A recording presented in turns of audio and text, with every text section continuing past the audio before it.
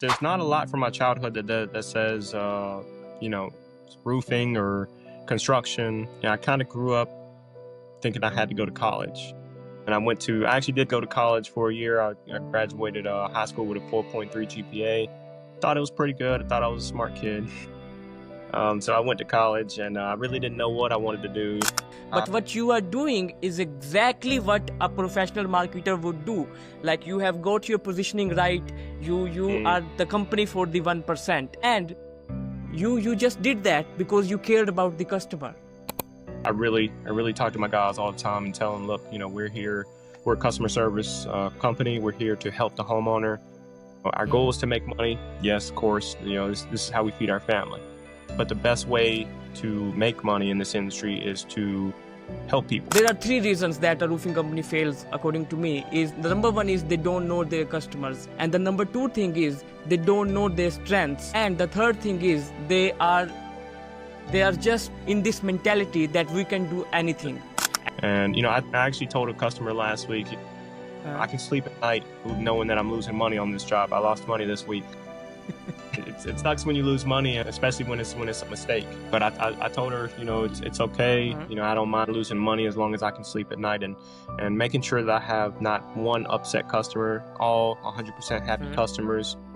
That's going to allow me to sleep tonight. Because if someone has to feed their family when they go back home at night, and they don't have this option or they don't have this freedom to make this choice, so at times they can become the cheapest bid. So what do you say to them? My personal experience, when I started the business, I needed every single job, and I did get a bit lucky, and I do thank God for it that I didn't get a lot of bad customers when I started my business. But eventually I started to realize that taking every job just wasn't for us. We're not the company that's going to be the cheapest. We're definitely not the most affordable. I mean, the highest bid either. Your father is there and you are here. Now you cannot go far to left because you have your father here to protect you. But you can still go here because you have no one to protect you on this side. Now here comes your wife. Now you know that you have to go straight because you have your father here and your fiancé or your wife or your girlfriend here or the person you love. I believe that if God blesses us, no matter what we do, like even if we are into drugs, even if we are doing the worst thing in this world, He still allows us to breathe. And if He has given us the opportunity to help others, why shouldn't we? Because all these blessings are from God. Hey everyone, welcome to the latest episode of the Roofing Millionaires podcast, the only roofing podcast where we don't promote anyone and we don't sell you anything. In this episode, we are sitting down with Anthony Dixon from 1% Roofing in North Carolina, and he talks about how you can create a local roofing brand just by caring about the homeowners and why it is important not to be the roofer for everyone. We have also dived deep into his early life to learn about the mistakes he made and the lessons he learned from those mistakes that might help you if you are starting out in your roofing business as well. Do like and subscribe to our YouTube channel if you want us to bring more roofing experts like this on the show who can share with you how they are creating a local roofing brand. Let's dive in. Welcome to the Roofing Millionaires podcast, Anthony. It's great to have you on the show today. How are you feeling today and what's going on in your life these days? How's it going, Mohammed? It's going pretty good. Thank you for having me, first off, and happy to be here. And it's going pretty good. I can't complain. Okay, perfect. So just for the audience to have a context, would you mind sharing your background story, like from where did you start and where are you right now and what are the future plans? Yeah. Wow. So when I started off in the roofing industry, I started off just by doing inspections. I was actually a ladder assist, just doing inspections for insurance. And I guess from there, I just met a lot of roof contractors. From there, it just made more sense for me to move to the other side of things. After I was doing roof inspections, I started working for a public adjuster, and I started doing a more thorough roof inspection than insurance required of us. Once I got on that side of things, I realized that there was ways to get your insurance to pay for your roof that I wasn't aware of originally. Originally, I was just climbing roofs, doing storm damage assessments for insurance. And so once I was on the other side of things, I realized that, insurance could pay for your roof in multiple different ways. There's multiple different ways to get them to pay for the roof, is what I mean. And from there, I got into sales, and I loved sales. I had the personality for it. And it was actually something that I grew into. It wasn't, I wasn't a natural salesman, but once I grew into it, I realized that I could do sales. And I brought on a couple friends of mine, a couple friends that I grew up with that I knew could do the job. And I taught them how to do the job, how to do sales, how to talk to customers, more about roofing and just inspections in general. And then the inspection side, it definitely helps me out, especially, selling roofs and selling the inspection to the homeowner.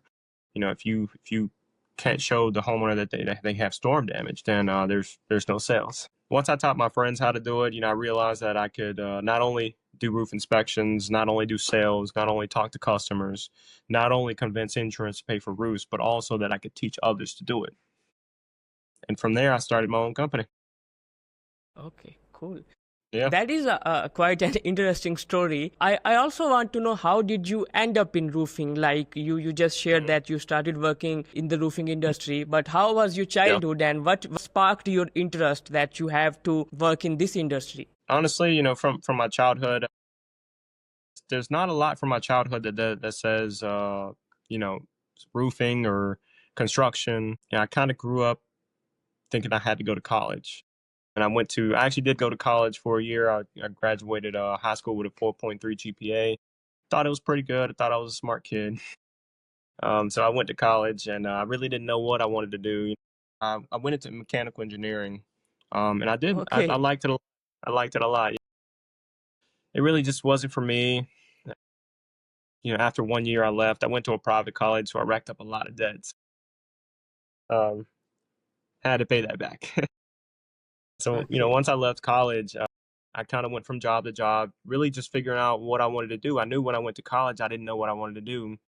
So when I got out, that was my goal there, to figure out what I wanted to do. So I hopped from job to job.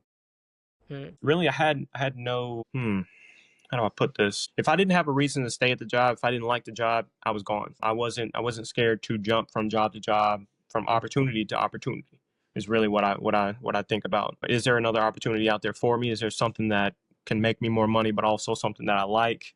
A good balance of everything, work-life balance, all that. There's a lot of things to consider when taking a job. But I did everything from heating and air, on the commercial side and the residential side. I did, landscaping, fence building, electrical for a while. I've done a lot of different jobs. Okay. So But at that time, was there yeah. someone to guide you as well? You obviously, you are young, and I am an electrical engineer, by the way.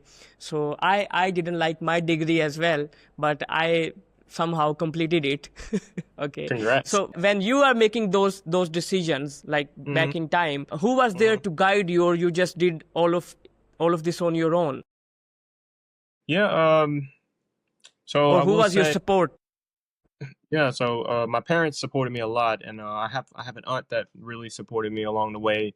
One thing that stood out about my aunt more than anyone else was that no matter what opportunity I took, no matter what job I took, whether it was selling cars, um, flooring, whatever type of job I took on, she was just very encouraging, and it helped me get through, because there was a lot of people in my life that didn't like that I was going from one job to another. It looked like I wasn't stable. It looked like I didn't know what I wanted to do. It looked like I was a bum.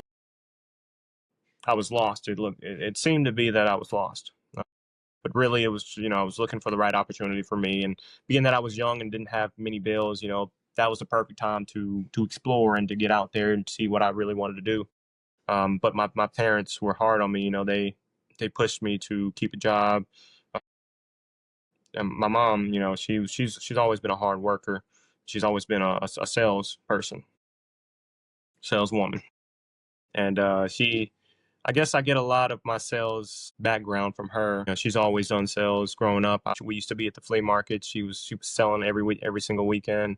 And it taught me a lot about just talking to customers, but also sales in general, and just getting out there, not being afraid to, step out and offer that deal, offer that sale. And he's always been real tough on me. He always expected the best of me, and he pushed me, beyond where I thought I could go. And, to this day, I'm grateful for it. Growing up, I never really wanted to be a business owner. I never really thought about it either. But, he pushed me to do things that I didn't think I was capable of. And because of that, here I am. So, I mean, my mom, my dad, my aunt, more members of my family, they always encouraged me to do more and to just be a better version of myself. And actually, this was my next question, that because when you are changing the roles a few times, everyone thinks that you are not stable, or you just don't know where you have to end up. That is why you don't have a consistency in your decisions. But I want to know, what was in your mind? Like, did you think that you will end up here where you are now? Not even close. Just before I got into the roofing industry, I was still hopping from job to job, and I actually started my own pressure washing business, and that was the first business I officially ever owned myself. Hmm. Um, and there's good money to be made in pressure washing. We did only residential pressure washing, no commercial stuff. But that's when I realized that I could own a business, and that had the sales background there to do that, to make those sales, and also just speak to customers and own a business and run a business professionally. Hmm. But no, I never really thought I'd be in the roofing industry. And I really, when I was growing up, I thought anytime someone got a new roof, they had to pay for it out of pocket. Hmm. I just, I knew nothing about insurance. I knew nothing about insurance restoration. I Hmm. didn't know that insurance would pay for your roof if you have storm damage. I didn't know anything about it, nothing about roofing. It was just something I had to learn. And when I was on Indeed looking for another job, looking for another opportunity. My pressure washing business was great for the summer. It kept me going. Barely got through the winter, and then we knocked it out the next summer too, and we were doing good. But then my helper, he moved, and I was on my own. It was just me doing all the jobs myself. It was getting really tough to just take care of all the jobs myself and to keep everything in order. And then slowly the winter came, and I was just looking for more opportunities. I think it was about November. No, it was Hmm. October. It was a little bit right after the summer. I hopped on Indeed and I found a roof inspection job, paying $100 per inspection. Looking back, $100, even way, even back then, and I think it was like 2021, 2022, maybe. It wasn't a lot, especially to be risking your life climbing roofs. That's a very dangerous game. You got to have insurance. You got to have the ability, right? The ability to climb the roof, and the training.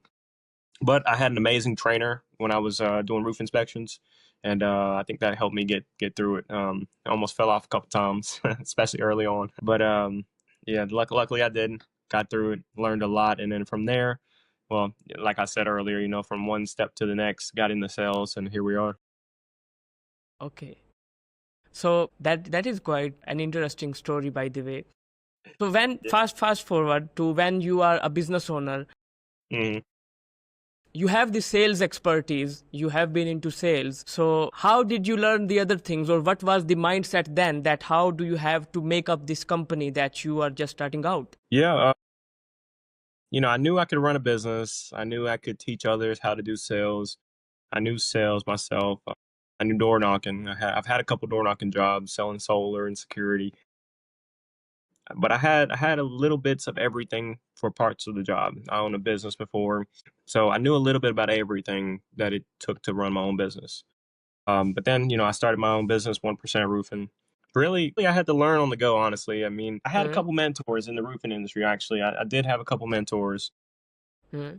Shout out to Cole Hayes with Escalade Roofing. They helped me a lot. Yes. He helped me.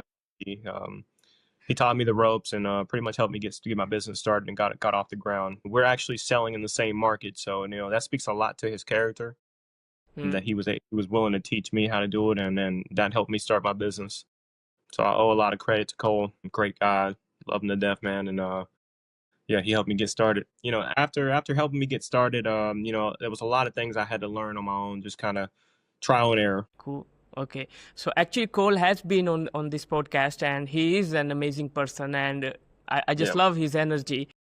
yeah, Yeah. So I was looking at your website, and I saw that you have like a strength, that I would say, that you portray yourself, or you show yourself as, we are the company for 1%, and we are the company for the smallest viable market. And where did that come from? Because the reason I'm asking you this is most of the time because you have the sales experience. So what I personally believe that whenever a salesperson starts a company, he or she just looks at the customers as a number. They just want to increase the sales because they don't know much about the production side. But looking at you, when you started your company and when we look at the stuff you are doing, that is not what a normal salesperson would do. So where did that come from? Yeah. So when I got into roof sales, I was working for another company, and they were a pretty big company. They had multiple markets in multiple different states. Thank God they hired me on, and they taught me something about sales and roofing in general, and roof sales, roof restoration, insurance restoration. When I started my own company, I realized that I didn't want to be like those bigger companies. Those bigger companies, at the end of the day, a lot of the times customers are just a number to them. So when I started 1% Roofing, I really wanted to focus on customer service and customer satisfaction and making sure that every customer meant more to us than just, money in our pocket.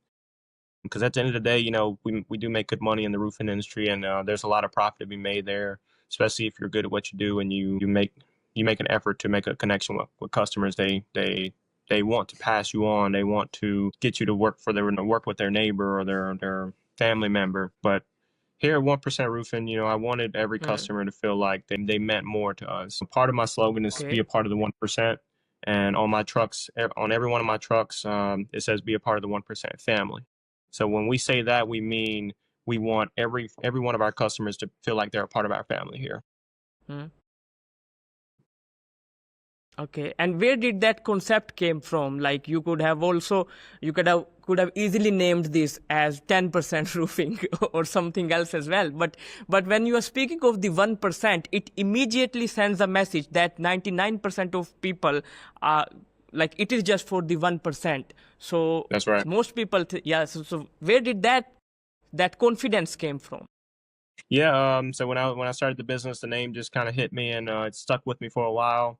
And like I said, yeah, it stuck with me for a while, and it was one of those names, and I had a couple other names that kind of, was here and there bouncing around. It just didn't sit right. I slept on it, and I forgot the name right there and there. 1% Roofing was something that stuck with me for a while. I kept sleeping on it, and it was just something that hit me. I want our customers to feel like they're part of the 1%. They're part of the best company around, the best small family roofing company around, if I may say. Our big focus is being the best small family roofing company in this area.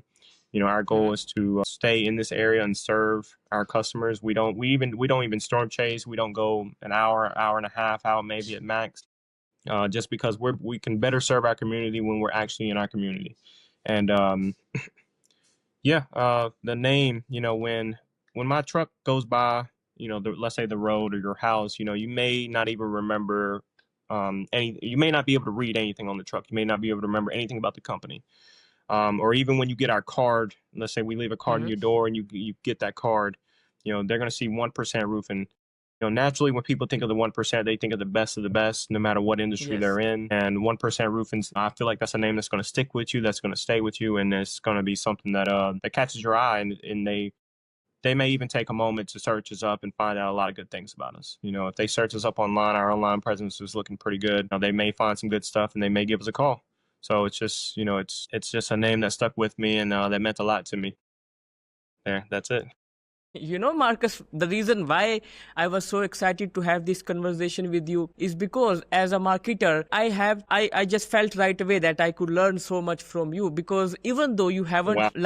I assume that you haven't read any marketing related books, but what you are doing is exactly what a professional marketer would do. Like you have got your positioning right. You are the company for the 1%, and you just did that because you cared about the customer. Yeah. You did not work with any fancy agency or any fancy ads. You did not create any videos or any fancy branding in the early stages. But it was just the care about the customer that brought you to this point that I have to just minimize the area that I cover, but I have to be absolute best for them. That's right. Yep. And when we're at our best, we're able to serve our customers better. You know, the more we study, the more we learn about roofing, the more we learn about insurance sales, the more we learn about insurance restoration, getting your insurance to pay for your roof when you have the storm damage. The better we are as people, the better we are as salesmen, the better we are at conversation and understanding you as a customer, the better we can help you. Whether it's retail, insurance side, the better we understand our customers and we have a tighter connection with them, the better we are at helping them. And why do you feel that most companies do not invest time in understanding their customers this much? And so I think as companies start to grow, they start to lose something there. That one piece of that magical piece there of just customer service in general. And then the more people they hire, the more that trickles down to where you lose who your company is, the values that you hold, what you bring to the table when you're talking to a homeowner. What's different about us is that we take the time to get to know every one of our customers. Like I said, they do mean a lot to us. They're not just a number in our system. So I really talk to my guys all the time and tell them, look, we're here. We're a customer service company. We're here to help the homeowner. Our goal is to make money. Yes, of course. This is how we feed our family. But the best way to make money in this industry is to help people. We're a customer service company. We just happen to do roofs. Marcus, in last few weeks, I have redefined the definition of what a failed company is. Like most of us think that a failed company is that the company that just fails to create profits or that isn't profitable. But what I feel is that a failed company is what if it runs out of business, the customers don't remember it. Like if you go out of business tomorrow or if you just wipe away, the customers won't miss you. And if you haven't created that kind of experience, you are just a failed company. And that is what a lot of these big companies are doing. Yeah. I also feel that the reason these companies are failed is because there are three reasons that a roofing company fails, according to me. Is the number one is they don't know their customers. And the number two thing is they don't know their strengths. And the third thing is they are just in this mentality that we can do anything. And by following this mentality, they don't focus on their strengths. And now they are competing against those equity-backed companies and the customers are just a number to them. And they are not focusing on creating this experience. So even though you do like $50 million in sales, but you haven't created that connection with your customers that they just own you. Yeah, big time. I never really thought of it like that. That's just something that we're not on that side. We're a small family roofing company. Yes. I've never really thought about the definition of a failed company. I like your perspective on it, and I really do. When you're not touching base with customers and you're not in tune with them, you are a failed company. No matter how much money you do in sales or how much money you make at the end of the day, whatever you take home, to me, it means a lot more that we have better connections with our customers rather than just making a profit. And, I actually told a customer last week, I can sleep at night knowing that I'm losing money on this job. I lost money this week. It sucks when you lose money, especially when it's a mistake. But I told her, it's okay. I don't mind losing money as long as I can sleep at night and making sure that I have not one upset customer, all 100% happy customers. That's going to allow me to sleep tonight. And I told her, I hope that you're, even after this mistake, that you're able to be one of those happy customers at the end of the day. Wonderful. And I also remember that just a few moments back, we were having the conversation. You mentioned this, I feel. One thing that popped up in my mind when I read that message of yours is that you have to spend some time or you have to spend a year or two in business to actually understand that these are the kind of customers that I have to work with and these are the customers that I don't have to work with, because you have to have the data in your portfolio to actually make that analysis. Yeah. I mean, you're going to run into difficult customers all the time. It's just part of human nature. I mean, some people are just a little bit more difficult to deal with than others. Some are a little more hands-on. Some, they don't trust you or this or that, or for some reason or another they want to control everything, and that's going to happen sometimes. We also get the opportunity to pick our own customers and to decide who we're going to work with. 1% roofing is not for everybody, and I understand that, and that's okay. At the end of the day, I want customers to go with who they feel comfortable with. And I let people know all the time, especially on the retail side, you get to choose who you get to work with, right? You get to choose whose bid you like the best, whose material you like the best, whose workmanship, warranty, or just, whose company you like the best, right? Based on their online presence, possibly they did work for the neighbor, different things you're hearing about them in the community. At the end of the day, they get to decide who they want to work with. You know, I welcome that. I welcome that. Compare us with other companies, and if you feel that we are the best fit for you, we would love to do business with you. But also, there's another side of that coin. If you decide that we're possibly not the best fit for you based on whatever factors in, that's more than fine. We understand, and we hope that that company does take care of you. A lot of the times I see people go with the cheapest bid that they can get. It's their decision at the end of the day, but I do, being that I'm the person that cares so much about their customers, even though they're not currently a customer I gave them a bid, and I want to welcome them into the 1% family. No matter if they use us or someone else, I just want to make sure that they're taken care of. And that's what I let them know every time. Look, you can decide to go with them if you'd like to. No hard feelings. Just make sure that they're insured. Make sure that they do honor their warranty. Read their reviews on Google. Check them out on BBB. Make sure that they are a legit company, that they're going to take care of you at the end of the day, because that is a great price, but it may be too good. Sometimes a good price may mean that you're going to have repairs coming up soon in the near future, or sooner than they're supposed to happen.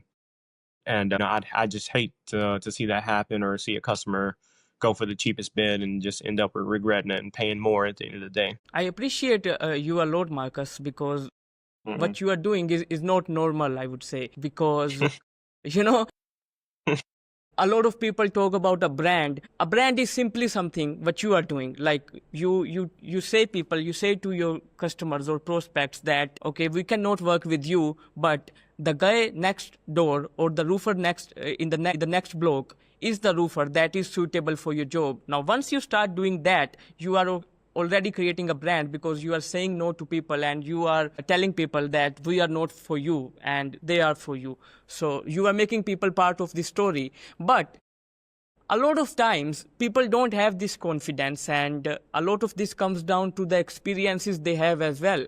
Because if someone has to feed their family when they go back home at night, and they don't have this option, or they don't have this freedom to make this choice, so at times they can become the cheapest bid. So what do you say to them? So, just thinking back, for my personal experience, when I started the business, I needed every single job, and I did get a bit lucky, and I do thank God for it, that I didn't get a lot of bad customers when I started my business. But eventually I started to realize that taking every job just wasn't for us. We're not the company that's going to be the cheapest. We're definitely not the most affordable. I mean, the highest bid either. We try to hit a real good sweet spot to where we're not charging you an arm and a leg for your roof, right? But we are going to take care of you with the best quality of material and best quality of workmanship that we can possibly provide, without overcharging you, really, without an arm and a leg. But I realized that after being in business for about a year, I realized that not every customer was for us, and that's okay. Where some jobs, the amount of money that you make per job, sometimes it's not worth the headache. It's not worth the possible bad review, just because at the end of the day, not everyone's going to be happy, and that's just human nature. There's people who are nitpicky on different types of things, very small details, and although we are very detail oriented, it is a construction industry. There's it's not always going to be perfect, especially when you're talking about it on a very old home. There's not much we can do for you, or that we knew before we started this job, but no matter what, we're going to take care of you. I just hope that you're ready for this roller coaster. But yeah, not every customer is for us, and I know a lot of companies are like that. They try to be the cheapest, or they try to undercut you. What price did they give you? I can beat their price by $1,000. I can beat their price, by 10%, 20%. We just, they just really, really want to get the job. And, as much as I admire them for hustling, it's a hustle. And at the end of the day, they do have to feed their family. So, I definitely understand it. And I don't have any animosity towards anyone that's trying to hustle and feed their family. Not at all. I've been there. I've done that. And it's a challenge no matter where you are in business, but you do have to, like you said, become a brand. You have to build your brand, and you can't do business with everybody, and that's okay. Yes, and I think the same, that if you are starting out Mhm. that way, like you don't have money to put food on the table, then you can do stuff like that, but that is not a thing that you should stick to permanently. You eventually That's right. have to evolve, and you have to have this in your mind. Speaking of Yep. this, earlier in the interview, you mentioned that your mom was a salesperson and your dad, he, like what you told me, I got an image that your dad was a disciplined guy and he just Mhm. wanted you to do everything right. Do you feel that the confidence that you have, like you are saying no to people, and like just looking at you and the Mhm. stuff you have created unconsciously, like you did not read any books or you did not do these things by reading a book, you just did all this randomly or just with the care that you had in there in yourself naturally. Do you feel that it all came from your parents as well, like how they raised you, and it was just how your mindset was since beginning? Yeah, yeah. I think my childhood had a lot to do with how I am as an adult. It definitely changed me along the way. And going to college, and then going from college to dropping out, technically dropping out, and going from one job to the next, that taught me a lot. One, it taught me not to settle for anything that's less than I should be capable of. Hmm. And honestly, we're only capable of anything that we put our mind to. No matter how hard it is, if you put your mind to it, it is achievable, but only if you believe that. If you stop believing that you can do it, then there's no way for you to do it. And you're right. I actually don't read a lot of books. I'm trying, that's one of the habits that I'm trying to pick up. I'm not a Hmm. big reader. I've never been a great reader, reading out loud. I can read great in my head, and comprehension is there. But I was never big on reading out loud. I didn't like speaking in public, those types of things. I was kind of quiet and not really shy, but just kind of to myself all the time growing up. I didn't, none of this stuff I learned through books. It was more or less through experience and dropping out of college and going from job to job. I did meet a lot of people in college that I knew they would be successful in whatever they did, and whether it was in their. Hmm. But then I also saw a lot of people who had more life experience than the guy next to him, and you could just tell that. Once I left college, I went to work, and I did have a very close friend that we've been tight ever since college, ever since our freshman year, and there's just a different level of maturity there, just by me going into the workforce and going from job to job, learning a lot of life experience. It taught me more than what I thought that school would teach me. He stayed, and he became an engineer, a mechanical engineer. Okay. That's great. It's very hard accomplishment, a very hard thing to do, and it's a very high accomplishment. Hmm. I commend you on getting your engineering degree as well. That's impressive. I was an engineer for a year, and I know it was only going to get worse. It was only going to get harder. And I like I said, I wasn't a big reader. I really wasn't willing to put my nose down and focus and read and learn. That's something I wasn't willing to do at the time. I was too young, too naive, and I wanted to party and have a good time all the time. And when I left college, I was still doing a lot of partying, still doing a lot of bad things that I shouldn't have been doing. Took me a Okay. while to straighten up.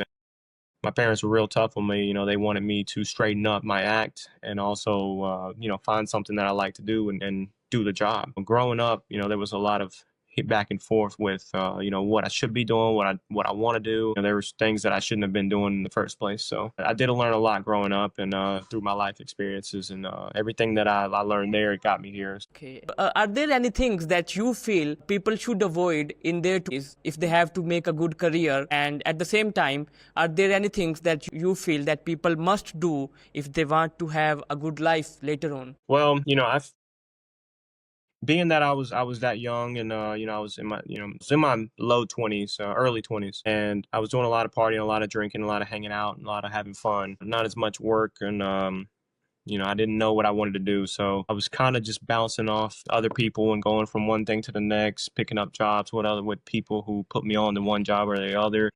Honestly, if there was ever a time to do that, it would have been in my early 20s. So I don't regret any time that I wasted, any debt that I racked up. I had a Hmm. good time. I was safe at the end of the day. I let my parents know what I was doing, where I was going. So, I was very responsible with what I did. It's just that those types of things you shouldn't be doing if you want to go somewhere in life. And of course, everyone's timeline is different. For me, my early 20s was spent having a good time. And now I'm 26, mid 20s. Well, I'll be 26 in August this year.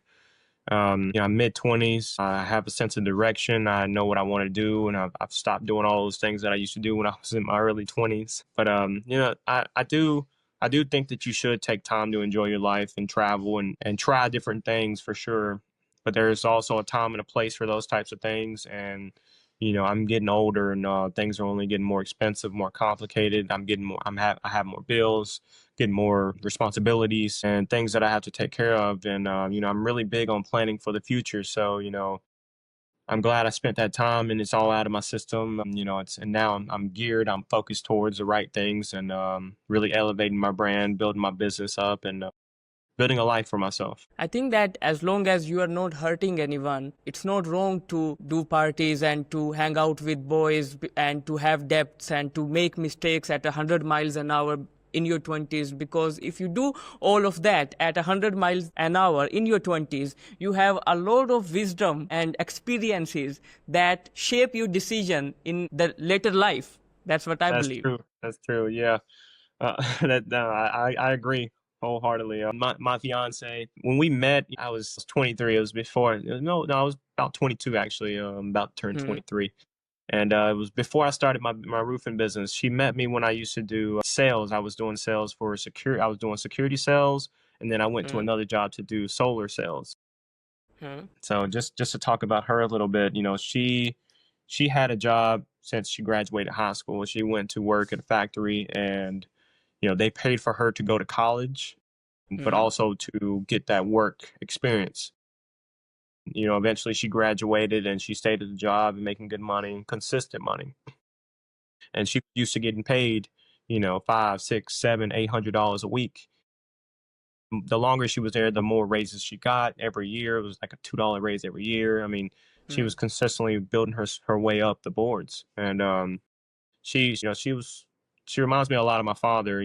Just being consistent and, excuse me, making money consistently on a week to week, month to month basis. And and then there I was selling security to people, selling solar systems. And I was just learning. It was hit or miss, and I didn't really make enough money in neither one of those jobs to stay there longer than 3 to 6 months, and I was out of there. But she saw me fail at Hmm. sales and fail at two different sales jobs. So, when I brought the idea that I would go from doing roof inspections, from making consistent money on a week to week basis, Hmm. to I'm going to go do roof sales, she didn't like that at all. And neither did my father. Like I said, they're both consistent. They made good money both consistently. They definitely didn't like the idea. It almost felt like they didn't believe in me for a second there.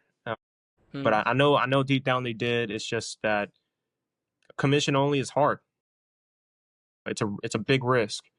Yes. But I figured, I was still 20, I think 23 when I got into roof sales itself. Hmm. I was doing inspections before that, but it was about 23 when I got into roof sales. I realized that if I was ever to, take a risk like this, it would be now.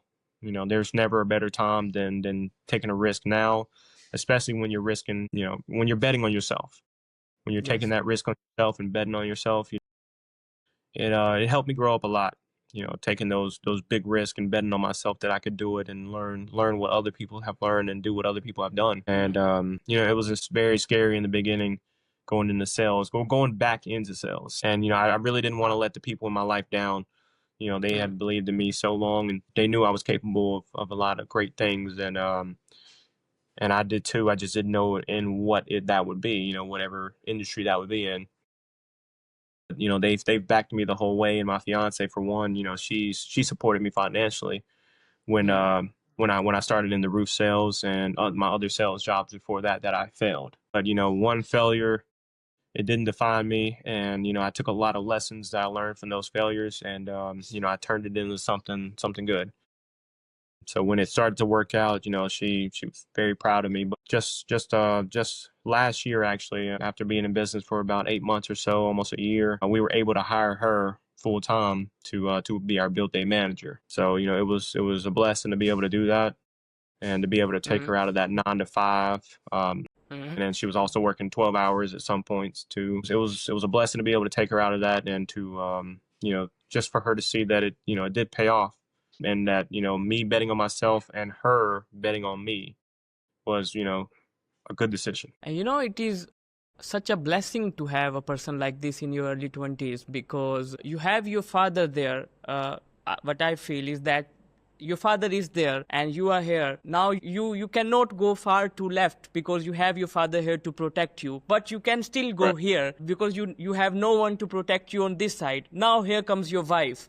Now you have now you have now I you like know that. that you have to go straight because you Yeah. have your father here and your fiance or your wife or your girlfriend here or the person you love, so you know that you have the direction now. And I feel that a lot of time they just don't, even if they don't agree with the stuff that you have in your mind, they just want you to be safe, and they just want to be uh, they just want you to take them in trust. They just want to know your plans, and once they know that you are on to something right, they are Hmm. right behind you to support you. That's right. That's right. Yeah. And you just made me think of another story. But one I Hmm. did like that. I did like that analogy there. They did kept me on the straight and narrow. They kept me going, and that support was definitely what I needed at the time. And they kept me on the right path and thinking about good things. But when I started my business, you got me thinking about this, man. When I started my Hmm. business, I didn't have any money. Okay. Once I realized that I could teach my friends how to do the job, I Hmm. realized that I could do every part of the job, the business, and that whatever I didn't know, I was going to learn on the way, either by messing up or just figuring it out on the way before things happen. Hmm. But I was, again, another big risk starting my own business, not only going into sales and commission only, but starting my own business and being my own boss. Regulating my own time versus free time versus actually working. It was all on me. You know, Hmm. at the time, like I said, my fiance was still, working her job, and she was leaving the house every day and coming back, later on that day, working those 9 to 12 hours. And, me, my day only consisted of whatever I wanted to do with my business. So I was working odd jobs. I was working a Hmm. moving job. I was working, doing landscaping and different types of things like that, so that I can support my business. Like I said, I had did sales, but when I took a step back from sales to teach my friends, I didn't make a lot of money. But at the end of the day, if I was to bring my friends on to roof sales, there was no way Hmm. that I was gonna let them fail. Make them quit their jobs and then let them fail. I wanted Uh, to make sure they knew what they were doing and that I helped them get sales and that they got their own sales and that they went up, that it made sense for them. So I took a back seat for my own sales, and it was tough. Um, at the end of the day, that's the type of person I am. I care for my people, and I wanted to make sure that they were good before I left. And once I realized I could teach people, I left, started my own business. Coming off of those 3 or 4 months where I taught them how to do the job with very hmm. little money, I left and did my own business. I took a big risk on myself. But in the beginning of my business, I worked. I think we were open maybe 4 or 5 months before we even got a job, just because there was a lot of things I had to pay for in the business just to get the business up and running, insurance, all those things I had to pay up front just to Hmm. just to get the business off the ground, really. Hmm. So for, like, I believe it was 4 to 6 months, we weren't really doing much business. We did a few small repairs, no big roofs, and no roof sales there. And I was at that time, I was selling out of it was a Honda Odyssey. It was Okay. almost blue. It was almost turquoise though. It was a Uh, turquoise Honda Odyssey. It was 2006, 200,000 miles. Had two uh, ladders strapped up with straps. uh, It was definitely a start, and but it was all a humbling experience. And I was a hustler. I had to get out there and hustle if I was gonna make anything of myself, make anything of hmm. my business. But the whole time, 1% roofing, I support. I was firm behind that, and I went out in my minivan and I sold roofs, And I sold a few jobs with that minivan before I sold it. But it was definitely a humbling beginning. But when I started my business, like I said, I had no money. I actually reached out to family and friends, and I borrowed over $20,000 from family and Okay. friends. People who knew me and knew my character and knew Huh? that that I was going to make this work. Now, Hmm. given that I didn't have much of a track record um with sticking to one thing, sticking to one job. I knew that to people in my life that it looked inconsistent. So I knew I had to offer a pretty sweet return. So I did. I offered a pretty sweet return. It's nothing you can get anywhere. Hmm. To say the least, it was over 25%. I'll say that much. It was over 25% of their return back. So it was a one-time payment. I told everyone that invested with me. It was about 8 people, 8 different people. Hmm. Half of them were family, half of them were friends. A couple of them were business owners themselves, and that I knew of. I didn't know them; they didn't know me, but we knew of each other from growing up. We knew the same people, but I had asked them to borrow me money for 6 months. Hmm. And Okay. I knew that wasn't a lot of time, but I Yes. knew if I got them enough money from them, I would Hmm. be able to pay my bills and not have to worry about having to work for this guy or do a moving job for this guy, work doing this. If Hmm. I could focus on just sales, just roof sales, door knocking, getting my brand out there, building my brand. If I could do just that, Hmm. I could make that money back and more. And that was the goal in 6 months. Um, it was over $20,000 that I borrowed, plus a return rate of over 25%. Hmm. It was a lot of work that I had to do to make that money, and pure profit after paying my bills. And I did it. I did it in 6 months, and had everyone paid back. And I built a lot of trust there with people. But also, it was great to be able to get all that money together and then pay them back. It made me realize that betting on myself was the right thing to do, and that when my back is against the wall, that's when I perform the best. That's when I get out there and I do my best. Really, that's all anyone could ever ask you to do, and that's what I did. I got those investors paid back, and it left me with a little bit of money to continue my business. Honestly, that's what got us off the ground in the beginning. I like your story very much, Marcus, and I think that people can smell success. I have a pretty much similar story as yours too, but definitely this is not my interview. But I like you like exactly the same experiences that I have had, and even I had Noe Madrigal in another podcast on this show, and he has the same kind of story too. And I think that people can smell success, like even if you haven't achieved anything, they can just smell that if this person is saying something, he's going to do that.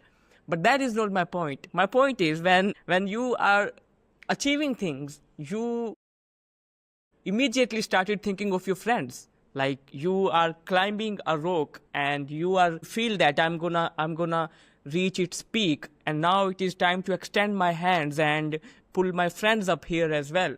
Not so many people do that, because Yeah. and another tragedy was your friends don't even know what roofing sales is, or they don't have the experience, so you have to teach them. And a lot of successful people, they say that if my friends do not align with me, I have to leave them. I only have to work with successful people. I only have to surround myself with people Yeah. who are hustlers, and I just do not, I want to waste my time. And I think all of that is crap, because at the Hmm. end of the day, you have to have people around you with the same childhood story as you, with the same Hmm. environment as you, because that is the true happiness and joy of life. So how Yeah. did that came from? How did you come across that even in a so early age, like in your 20s? Yeah. Yeah. So the friends that I brought on to the roofing industry, we were childhood friends, and we were thick as thieves. We were tight growing up. Uh, but we disconnected a little bit in high school because I moved from one city to the other. And Hmm. so, being that I couldn't drive, there was a disconnection there. We could only talk over the phone and, text and all. But, we kept our connection tight. And, I've always been that way. Just real tight with the people who I care about and people who care about me. And, I've lost a lot of friends, and Hmm. I've always been the type of person to help my friends. If I could, if there was anything I could do for you, I would try to. And I've lost a lot of money doing that. I've lost a lot of opportunity doing that. But I was just telling my twin brother the other day that I don't regret anything that I've ever done for anybody. Hmm. Because no matter how people treat you, that Hmm. shouldn't determine how you treat them. People are not always going to do right by you, and that's just life. And some people will even turn their backs on you, but that shouldn't dictate how you treat them or how you treated them, and it shouldn't change how you feel about helping them when they needed the help. My goal is always to take care of my people, and sometimes they're in better situations than I am. Sometimes they're in worse situations than I am, but that doesn't make them any different. My people, they're my community, and that's who they are, no matter what situation they're in or where they are in life. I have friends down here, I have friends up here, I have friends that are Hmm. doing it, I have friends that are trying to do it. It's just starting off the ground or building an empire. No matter where you are, no matter how much money you have, no matter what you're into, what you're doing, as long as you rock with me and you're solid and you do what you say you're going to do, I can't fault you for anything else. And I'm going to be behind you. I'm going to push you to be better. I'm going to support you however I can. I want to tell you a secret here, secret of my life. All of my friends say me that you are a fool and you don't know how to make decisions even though you are running a business, you are a fool because whenever you think that someone needs your help, even though you know that like this person cannot give anything back or this person like I feel that I am emotional. Like if I feel that I can help you and I have the resources. So even if I know that you won't give you 100%, I will just help you just as you said that what Yeah, other people do should not affect what you do, what your behavior should be. And a secret here is that I believe, I know the audience will listen to this as well. I believe that if God blesses us, no matter what we do, like even if we are into drugs, even if we are doing the worst thing in this world, he still allows us to breathe. And if he has given us the opportunity to help others, why shouldn't we? Because all these blessings are from God. that's right. That's right. I feel the same way, and I feel that everything that we do, it comes back full circle. You know what I mean? And I like putting that good energy out there. I like doing what I can to help people, whether they're friends, family, customers. Like I like being helpful. I'm very empathetic, and I really feel for people. I really feel when I'm hearing a story about a sad story, or when I'm hearing about your situation, I really feel for you. And I feel like that's what helps drive my business, and it helps create the values that we have in the business, and that small family roofing company mentality there. But yeah, I really care for my people, and it definitely helps me in business, but also in just life in general, with the relationships that I have and the relationships that I'm looking to build. And it really, really does go a long way for me. Yeah, yeah. And Okay. actually, I have an aunt, the aunt that I was telling you about earlier. Huh? She's always been like that, very empathetic, and she's an empath by nature. That's just who she is. She'll give you her last dollar, you know before she takes it herself. And I think that's where I learned that a lot of that. Uh, Really just listening to people and responding, doing what I can to help. And I think that we need more people like her in this world in order to make it good again. That's that's right. Yeah, yeah. She spreads joy. Even when she's having a bad day, she'll give compliments to random people. She's not afraid to talk to anybody. You know, she's she she's inspiring for sure. Um, she'll give people compliments at the store and not even know them, and it'll bring a smile to their face, and it'll literally light up their day. They'll start standing up.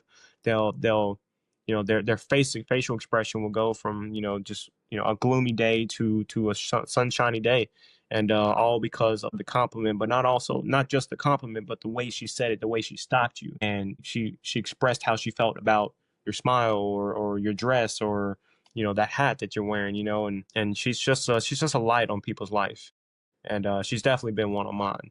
She's guided me in tough situations, and when I was down and didn't really want to talk to anybody, she was there, and we had conversations that I didn't know I needed at the time, Hmm. and she told me, it wasn't from her, it was from God. God told her what to say to me, And she just relayed the message. And I felt that, she told me that, and I felt that every time we talked, and I needed to hear that conversation. I needed to have that conversation. And she's brought a lot of that into my life. And I'm not very religious, but I do have faith, and she's brought that to me for sure. And faith is the real power, by the way. And Hmm. that everything has become so transactional nowadays. Like if I am sitting here with you, back in my mind I'm thinking how I'm gonna benefit from this conversation in my business, or how if I'm sitting even with my friends, I am just thinking something transaction. So in a world like this, we need to be surrounded by people like her. And even though this isn't a business conversation like what we are having now, but this is the real business conversation, because I can easily learn through a sales guru that how I need to sell my service or how you need to sell your service. And Right, you right. can sell to 10 out of 20 people. You can sell to 50% of the people by using all those skills. But if you don't have the things that it takes to build a good character, or the things or the care about people, you aren't going to last that long, and you are not going to build any legacy, and you won't be remembered in this world anyway. That's right. That's right. Yeah, I strongly agree with that. It's about who you are as a person and what you bring to the table and what you bring to people and in the relationships that you have. I feel like all of that comes full circle, and yeah, it definitely goes a long way in life. Okay, so I know that we are short on time here. So my last question to you would be, considering all the knowledge that you have now, and let's just say you are starting your company again with all the knowledge that you have right now, what are the things that you would do differently, even though you have achieved all this Yeah. branding? So,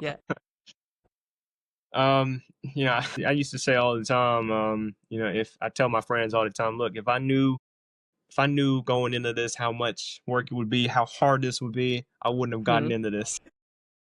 It's a good joke, but Huh? there's a lot of realness to it.